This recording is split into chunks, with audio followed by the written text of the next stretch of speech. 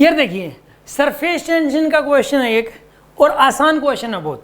देखिए आप एक बस हल्की सी बात आपको पता होनी चाहिए कि जो सरफेस टेंशन लगती है हमेशा किनारों पर लगती है। जैसे कि मान लो कोई कंटेनर है, कंटेनर में पानी भरा हुआ है, उसके ऊपर आपने एक डिस्क रख दी, तो किनारों पे ही लगेगी सरफेस टेंशन, मतलब सरफेस किनारों पे ही सरफेस टेंशन की वजह से फोर्स लगेगा, किनारों पर ही, ठीक है ना। मतलब जैसे कि यार एक बात बताओ, हम लोग किसी भी ऑब्जेक्ट, एक रोड है, ठीक है ना, उसके एक साइड कितना फोर्स लगता है, मतलब सरफेस टेंशन की वजह से, surface tension multiply by length, तो दूसरी तरफ भी उतना ही फोर्स लगता है। ऐसा ही करते हैं हम लोग। तो यहाँ पर इसके अंदर जैसे एक डिस्क ऐसे रखी हुई है, ये वाटर सरफेस पे रखी हुई है, तो किनारों किनारों पे ऐसे सरफेस टेंशन लगती है, ये आपको पता ही है, ठीक है ना। और वैसे सरफेस टेंशन की वजह से जो फोर्स लगेगा वो ऊपर की तरफ लगता है, अगर वो रखी हुई है तो डिस्क, अगर डिस्क रखी हुई है तो ऊपर की तरफ सरफेस टेंशन की वजह से फोर्स लगेगा, ठीक है ना। और जब आप उसको निकाल लोगे तो उल्टा हो जाता है, सरफेस टेंशन की वजह से फोर्स नीचे की तरफ लगता है, वो अट्रैक्ट करता है पानी, उसको पानी एडहेसिव फोर्स लगाता है, उस एडहेसिव फोर्स की वजह से उसको उठाना मुश्किल हो जाता है। यार आप खुद सोच के देखो, एक डिस्क है, मान लो लकड़ी की डिस्क है और वो तैर रही है पानी पर, तैर सकती है वो, अगर पानी पे तैर रही है तब उसको ऊपर उठाओगे तो जोर लगेगा, और वैसे रखी होगी किसी हार्ड सरफेस पे तो उठाने में इतना जोर नहीं लगता, ठीक है ना। तो वाटर सरफेस अपनी तरफ खींचता है, और कितना खींचता है, जितना सरफेस टेंशन की वजह से फोर्स लगेगा। सरफेस टेंशन की वजह से जो फोर्स लगेगा वो कितना लगता है, मतलब सरफेस टेंशन मल्टीप्लाई बाय इसकी सरकमफ्रेंस, सरकमफ्रेंस कितनी हो जाएगी 2πr, हाँ जी सरकमफ्रेंस 2πr, और जो सरफेस टेंशन से मल्टीप्लाई कर दो, ठीक है ना। तो आपके पास आंसर क्या आएगा इसका, सरफेस टेंशन कितनी है बताइए इसकी, 0.07, ऐसा ही में चलने देते हैं एक बार, ठीक है ना, 0.07, और 2πr कितना है यहाँ पे, 2π × 4.5।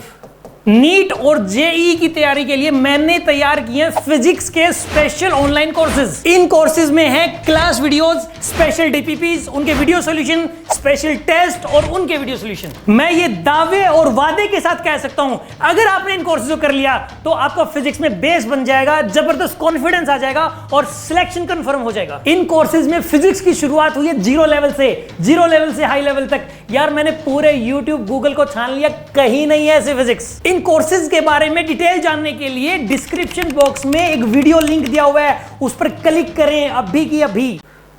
× 10⁻², ठीक है ना, ये आंसर आ जाएगा आपके पास। तो ये फोर्स की वैल्यू आएगी, और इतना ही एक्स्ट्रा फोर्स लगाना पड़ेगा, बस इसको ही सोल्व करना आपको। इसको सोल्व करने के बाद आंसर आ जाएगा। याद रखिए सरफेस टेंशन की वजह से जो फोर्स लगेगा, ठीक है ना, उतना ही डिस्क को बाहर निकालते वक्त नीचे की तरफ लगेगा, तो उतना एक्स्ट्रा फोर्स लगाना पड़ेगा। इसने पूछा कि एक्सेस फोर्स कितना लगाना पड़ेगा, यही पूछा ना, एक्सेस फोर्स कितना लगाना पड़ेगा। तो यहां पर ऐसा करोगे 0.07 मल्टीप्लाई बाय, ठीक है ना, × 2π × 4.5 × 10⁻²। इसको सोल्व करना आपको, कर लो यार। 0.07 × 2 × 22/7 × 4.5 × 10⁻²। यार ये इसको और इसको मिला के 10⁻⁴ बन जाएगा, ठीक है। तो ऐसा करो आप, ये बनेगा, इसको कैंसिल करो, 0.01 बन जाएगा ये, ठीक है। ये 2 × 4.5 9 बन जाएगा।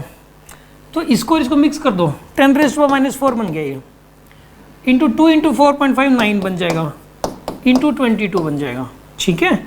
इसको सोल्व कर लो, आंसर आ जाएगा आपके पास। इसको सोल्व करोगे 198 × 10⁻⁴ टेस्ला, लेकिन मिली टेस्ला में करना है, तो मल्टीप्लाई बाय 10 डिवाइड बाय 10 करो। तो मल्टीप्लाई बाय 10 डिवाइड, तो ये बनेगा, डिवाइड बाय 10 से तो ये बन जाएगा, और मल्टीप्लाई बाय 10 से ये बन जाएगा। तो आंसर इज दिस, ठीक है ना। ये टेस्ला में आएगा, ठीक है ना, ये तो है टेस्ला में, और सिर्फ इतना पोर्शन आ जाएगा मिली टेस्ला में, ये हट जाएगा फिर। तो आंसर इज 19.8 मिली टेस्ला, नहीं सॉरी मिली न्यूटन। ये न्यूटन में है, फोर्स न्यूटन में होता है, टेस्ला में ऐसे ही बोल रहा था, टेस्ला गलती से मुंह से निकल गया, ये टी भी शायद मैंने गलती से लिख दिया, मैग्नेटिक फील्ड माइंड में घूम रहा था, ठीक है ना। तो न्यूटन आंसर आएगा, न्यूटन, ये फोर्स जो है ये न्यूटन के अंदर आएगा। तो 19.8 आंसर है इसका, ठीक है।